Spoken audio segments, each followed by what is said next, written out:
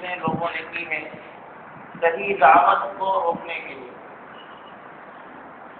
بہت ساری کوششوں کا تذکرہ ہو چکا، شکوے شکایات سے لے کر کے دھمکیاں، مذاق، اسی طریقے سے الزامات، بہتان، تشویش، بہت ساری کوششیں انہوں نے کی، لیکن کارگر ثابت نہ ہوئی۔ جتنی وہ کوشش کرتے تھے روکنے کے لیے، اتنی ہی دعوت حق نبی کریم صلی اللہ علیہ وسلم کی دعوت پھیلتی جاتی تھی۔ آج ایک نئی چیز کہ جب ہنسی مذاق سے بھی بات نہ بنی، الزامات سے بھی بات نہ بنی، دھمکیوں سے بھی بات نہ بنی، شکایات سے بھی بات نہ بنی، تو انہوں نے ایک دوسرا راستہ اختیار کیا۔ سب سے پہلے انہوں نے کام کیا کہ اپنے پاس جتنے اعتراضات تھے کر چکے، جتنا اعتراض کفار مکہ کے پاس تھا نبی کریم صلی اللہ علیہ وسلم کی دعوت کے مطابق قرآن سننے کے بعد جو اعتراض کرنا تھا کر چکے تھے، یعنی ان کے پاس اعتراضات ختم ہو گئے تھے۔ کون سی چیز اب پیش کرو کہ دعوت رک جائے؟ لہذا انہوں نے یہودیوں سے رابطہ قائم کیا۔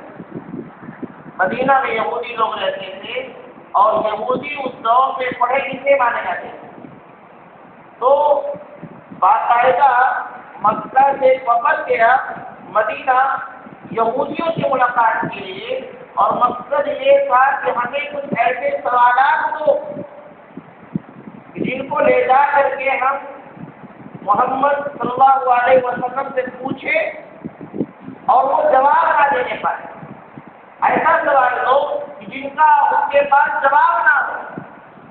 خاص طور سے نضر بن حارث اور عقبہ بن ابی معیط یہ اس معاملے میں بہت پیش تھے، اور وہ مدینہ جانے کے بعد یہودیوں سے یہ سوال کیا کہ مجھے کچھ سوال دے دو، کیا کرنا ہے؟ محمد کی دعوت کو روکنا ہے۔ انہوں نے 3 سوال کیا کہ جاؤ یہ 3 سوال کرنا اور یہیں سے سمجھ میں آئے گا کہ حق پر ہے یا باطل پر۔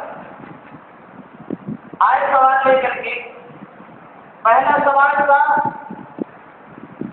کہ اصحاب کہف کون؟ دوسرا روح کسے کہتے ہیں؟ روح انسان کے اندر، دیگر جانوروں کے اندر، مخلوقات کے اندر روح کسے کہتے ہیں؟ اور تیسرا سوال تھا ذوالقرنین کون تھا؟ یعنی یہ ایسے سوالات تھے جن کا حقیقت میں ایمان وغیرہ زیادہ تعلق نہیں تھا، جس کا تعلق زیادہ عبادت سے نہیں تھا، صرف جانکاری کے لیے، پریشان کرنے کے لیے۔ اللہ کے نبی صلی اللہ علیہ وسلم کے پاس وہ آئے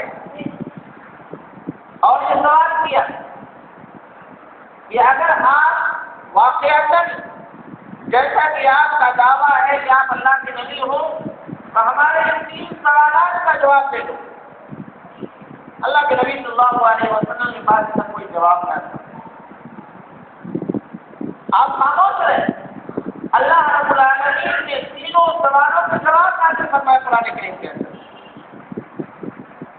کہف اہل اصحاب کہف کون تھے؟ یعنی کہف مانا ہوتا غار، اصحاب کہف غار والے کون تھے؟ اس کا دوسرا جن کا زمانہ بہت پہلے گزر چکا ہے، اور آج نبی کریم صلی اللہ علیہ وسلم کے اس بارے میں سوال کیا جا رہا ہے، جبکہ نبی کریم صلی اللہ علیہ وسلم پڑھے لکھے نہیں تھے۔ اب ظاہر سی بات ہے اگر صحیح جواب آپ دیتے ہیں کہ یہ دلیل ہے کہ اللہ کی جانب سے آپ مضبوط ہوئے ہیں، اگر آپ پڑھے لکھے ہوتے پھر جواب دیتے تو ظاہر سی بات یہ بات کہنے میں آ جاتی ہے کہ پڑھے لکھے اپنی طرف سے بات بنا دی ہوگی، کہیں کسی کتاب میں پڑھ لیا ہوگا، لیکن آپ پڑھے لکھے نہیں تھے۔ اب اگر صحیح جواب دیتے ہیں تو ظاہر سی بات ہے یہ اللہ کی جانب سے ہوگا، تبھی صحیح ہوگا ورنہ صحیح نہیں ہوگا۔ اللہ کے نبی صلی اللہ علیہ وسلم خاموش رہے جیسا کہ ہم کو اس سے عبرت حاصل کرنا چاہیے، ہمارے اور آپ کے پاس جو سوالات آتے ہیں ہم فوراً جواب دینے کی کوشش کرتے ہیں۔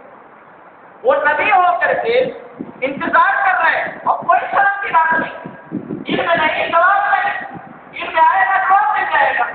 اللہ کے نبی صلی اللہ علیہ وسلم نے انتظار فرمایا اور اللہ رب العالمین نے قرآن حکیم میں تینوں سوالوں کا جواب نازل فرمایا۔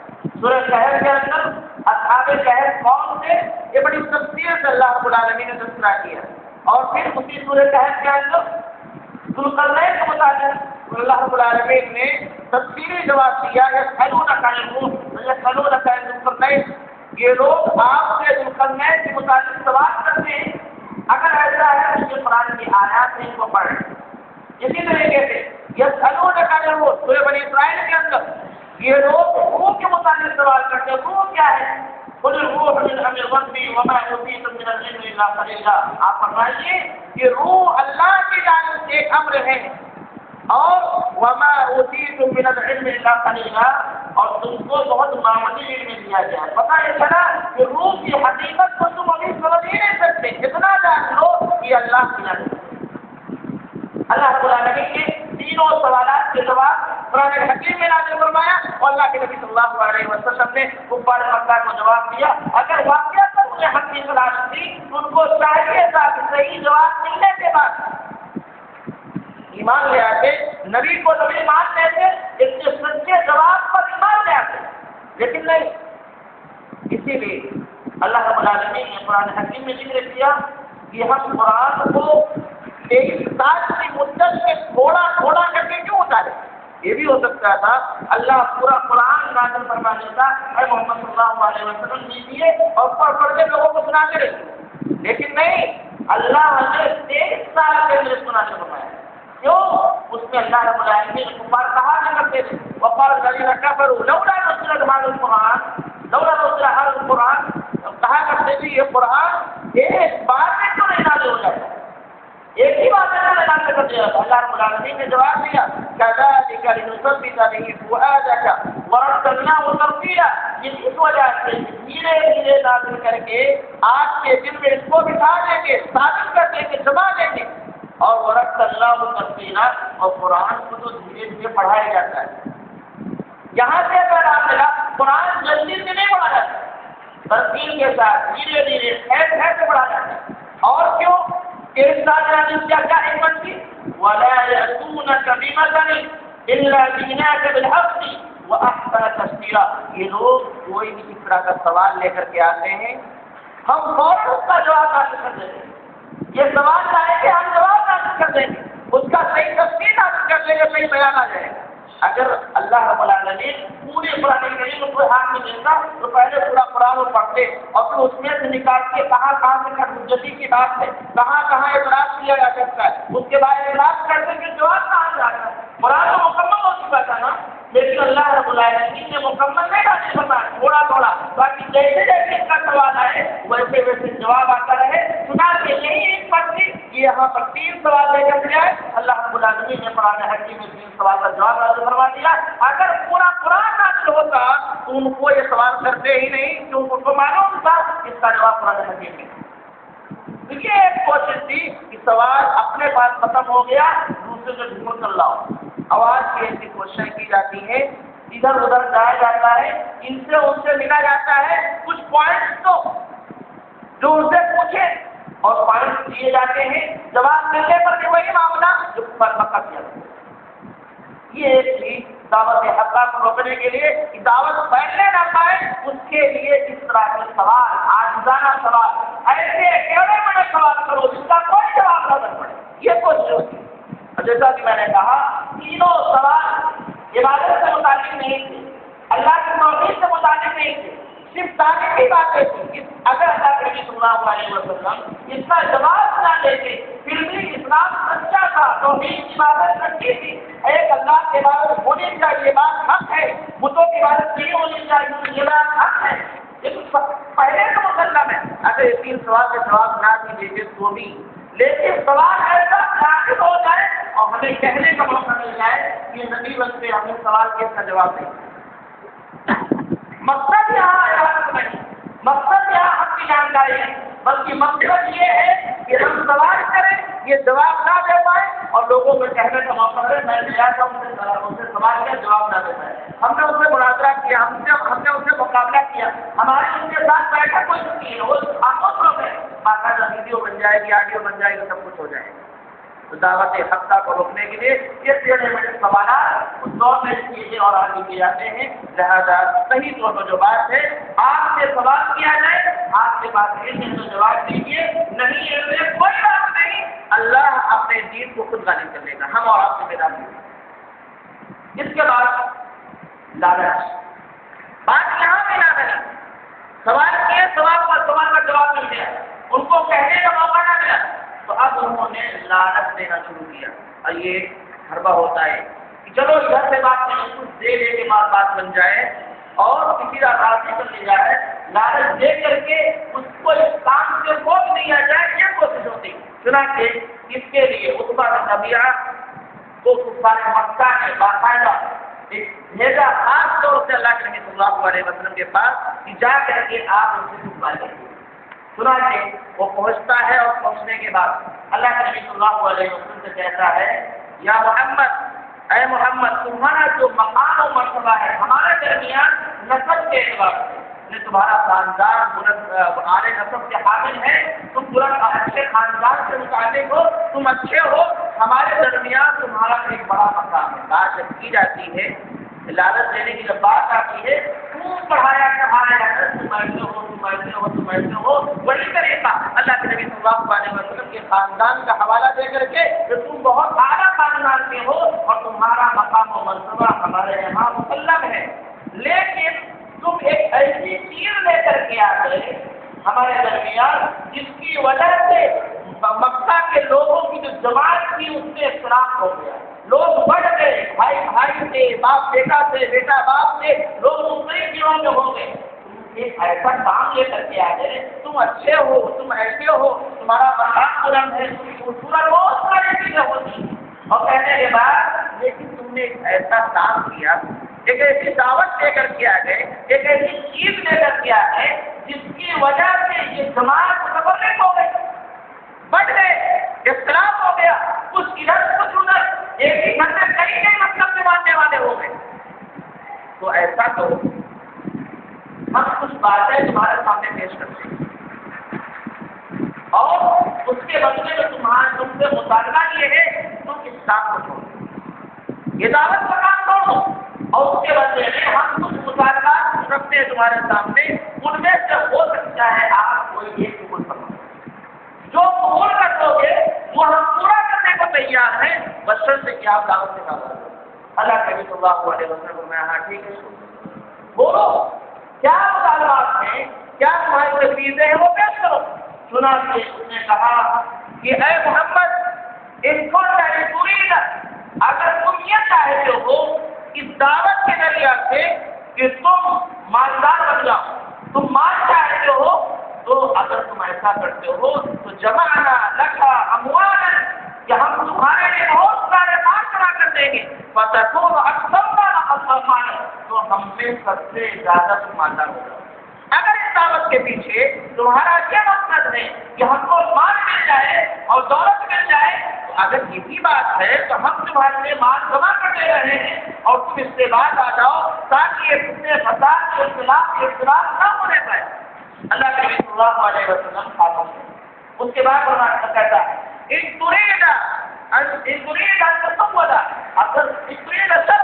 اگر تم اس کے ذریعہ سے سرداری چاہتے ہو، مقام و مرتبہ چاہتے ہو، اگر ایسی بات ہے تو ہم تم کو اپنے اوپر اپنا سردار بنائیں، سرداری چاہے تو سردار بنانے، اور یہ سن لو کہ تمہارے حکم کے بغیر ہم کوئی فیصلہ نہیں کریں۔ مکہ میں کچھ بھی فیصلہ ہوگا تو تمہارے حکم، یعنی ایسا نہیں کہ صرف ٹائٹل تم کو سرداری کا دے دیا جائے اور باقی کام دوسرے لوگ کر، نہیں، مکمل طور سے تمہاری سرداری میں، تمہاری ماحولیاتی میں ہم زندگی گزارنے کو تیار ہے، جو بھی فیصلہ ہوگا تمہارے اشارے سے ہوگا۔ آپ خاموش ہیں۔ پھر کہا کہ اگر اگر تم اس کے ذریعہ سے بادشاہ چاہتے ہو تو من لگنا، ہم تم کو اپنا بادشاہ بنا لیتے، بادشاہ بنا لیتے۔ اللہ کے نبی صلی اللہ علیہ وسلم پھر بھی خاموش رہے. پھر کہا کہ اگر تمہارے پاس کوئی ایسی چیز ہے، کوئی جن ہے جو تم کو پریشان کر رہا ہے اور تم اس کو اپنے سے دور نہیں کر پا رہے، اپنا علاج نہیں کرا پا رہے ہو، تو ہم تمہارے لیے طبیب کو طلب کر لیتے ہیں جو تمہارا علاج کرے اور اپنی ساری دولت اس کو خرچ کریں گے یہاں تک کہ تم بیماری سے پاک ہو جاؤ. کتنے مطالبات؟ سرداری، سب سے پہلے مال، پھر سرداری، اس کے بعد بادشاہت، اس کے بعد دوا علاج. یعنی بہتی باتیں جو تم کر رہے ہو پاگلوں بندوں والے، تو اگر ہو سکتا ہے بیماری کی وجہ سے ہو تو ہم اس کے لیے طبیب کا انتظام کریں گے اور خرچ تم کو نہیں اٹھانا ہے، ہم لوگ خرچ اٹھائیں گے. اور کب تک؟ جب تک کہ تم صحیح نہیں ہوگا. اللہ کے نبی صلی اللہ علیہ وسلم سب کچھ سنتے رہے اور سننے کے بعد آخر میں سورہ فصلت کی چند آیات پڑھتے کچھ نہیں کہا. جتنا وہ سناتا رہا سنتے رہے، سارا مطالبات آتا رہا، اور جیسے ہی وہ اپنا مطالبہ مکمل کیا اللہ کے نبی صلی اللہ علیہ وسلم نے سورہ فصلت پڑھی. بسم اللہ الرحمن الرحیم، حامیم تنزیل من الرحمن الرحیم، کتاب فصلت آیاته قرآن عربی لقوم یعلمون بشیر ونذیر فأعرض عنهم وهم لا يسمعون. اس طریقے سے 13 آیتیں اللہ کے نبی صلی اللہ علیہ وسلم نے پڑھی اور کچھ نہیں کہا کہ ہم مانیں گے کہ نہیں مانیں گے، ہم سرداری لینا چاہتے ہیں کہ نہیں لینا چاہتے، بادشاہ بننا چاہتے کہ نہیں بننا چاہتے، مال چاہیے بھی یا نہیں چاہیے، ہمیں بیماری ہے یا نہیں، یہ کچھ نہیں. سیدھا قرآن حکیم کی آیت کریمہ پہ پیش کر دی بتا مجھے اتنا سننا تھا. ان آیات کو سننے کے بعد عتبہ بن ربیعہ جو نبی کریم صلی اللہ علیہ وسلم کو خریدنے آیا تھا، اس کا معاملہ یہ ہوا کہ اس پر جیسے بجلی وہ ایک دم دس رہ گیا. اور اس کے بعد جب لوٹا تو قوم کے لوگوں نے کہا کہ عتبہ وہ چہرہ لینے نہیں آ رہا جو چہرہ لے کر گیا تھا، جس سلطنے کے ساتھ لے گیا تھا، اب اس کے اندر وہ چیز نہیں. دور سے لوگوں نے محسوس کر لیا یہ اب تبدیل ہو چکا ہے، ان کے اندر کی تبدیلی آ چکی ہے اور جو قرآن انہوں نے سنا ہے اس کی وجہ سے یہ اپنے موقع سے ہٹ چکے ہیں. چنانچہ وہ کچھ نہیں کہا، قوم کے پاس آیا اور صرف اس نے کہا کہ لوگوں میں نے بہت سارے شعراء کو سنا ہے، بہت سارے کاہنوں کو سنا ہے، ان کو سنا ہے، لیکن جان لو محمد جو بات کہتے ہیں وہ شاعری نہیں، وہ کہانت نہیں، وہ جادوگری نہیں. ایک کام کرو، میں مشورہ دیتا ہوں کہ محمد کو ان کی حالت میں چھوڑ دو اور کچھ نہیں، اور تم سن لو، ان سے آگے جا نہیں سکتے. بس ایک ہی معاملہ ہے، محمد کو ان کے حوالے کر دو. اگر وہ کہیں فتح پا گئے، ان کا معاملہ غالب آ گیا، ان کا دین غالب آ گیا تو تمہارے قومی کے ہیں. اور اگر مغلوب ہو گئے، کسی اور نے شکست دے دیا، کسی اور نے ان کو ہرا دیا، ان کا دین مغلوب ہو گیا تو پھر تمہاری ہی فتح ہو جائے گی. اس لیے صحیح طور پر میں مشورہ یہ دیتا ہوں کہ قرآن کو سننے کے بعد تم لوگ خاموش ہو جاؤ، ان کا معاملہ ان کے حوالے کر دو، وہ اپنا کام کرے تم اپنا کام. لالچ دی گئی اور اللہ کے نبی صلی اللہ علیہ وسلم نے لالچ کا جواب قرآن سے دیا. ایک دوسری روایت میں تھوڑا سا اضافہ ہے، اس نے یہ بھی کہا تھا کہ اگر تم شادی کرنا چاہتے ہو تو ہم تمہارے لیے 10 عورتیں پیش کر دیں گے اور اس میں سے جو تم چاہو منتخب کر لو، جتنی چاہو اتنا منتخب کر لو. اللہ کے نبی صلی اللہ علیہ وسلم کچھ نہیں جو قرآن حکیم کی آیت کریمہ پر سنا دیا. اب مانگا اس سے ہمیں یہ پتہ چلتا ہے کہ ہمارے پاس کچھ اس طرح کی چیزیں آئیں گی. اگر آپ واقعہ دعوت کا کام کرنے شروع ہو گے، اس طرح کی چیزیں آئیں گی، لوگ آپ کو لالچ دیں گے، ارے یہ لے لو، یہ لے لو، کچھ عہدہ دیا جائے گا، کچھ پیسے دیے جائیں گے، آپ کے مکانات بنوا دیے جائیں گے، آپ کی تجارت میں مدد کر دی جائے گی. اس طریقے سے لالچ لے کر کے آپ کو خاموش کرانے کی کوشش کی جائے گی. لیکن ہونا کیا چاہیے؟ سیدھا سا کچھ نہیں کہ قرآن حکیم کی آیت کریمہ پڑھتے جاؤ، قرآن حکیم کا ترجمہ کرتے جاؤ. اللہ کے نبی صلی اللہ علیہ وسلم جو فرمان ہے اس کو پڑھیے، ترجمہ کیجیے، اپنی بات خاموش. لوگ جو کچھ کہہ رہے ہیں کہنے دو، ہمیں جواب دینے کی ضرورت نہیں. باقی ہم سچا کلام ہمارے پاس ہے، ہم اس کو پڑھتے ہیں، اس پر عمل کرتے ہیں، اس کی دعوت دیتے ہیں. یہ نبی کا فرمان ہمارے پاس ہے، ہم اس کو پڑھتے ہیں، اس پر عمل کرتے ہیں، اسی کی دعوت دیتے ہیں. اور ہم کچھ نہیں جانتے، ہمیں نہ دولت چاہیے، نہ مال چاہیے، نہ سرداری چاہیے، نہ بادشاہت چاہیے، نہ کوئی اور چیز چاہیے.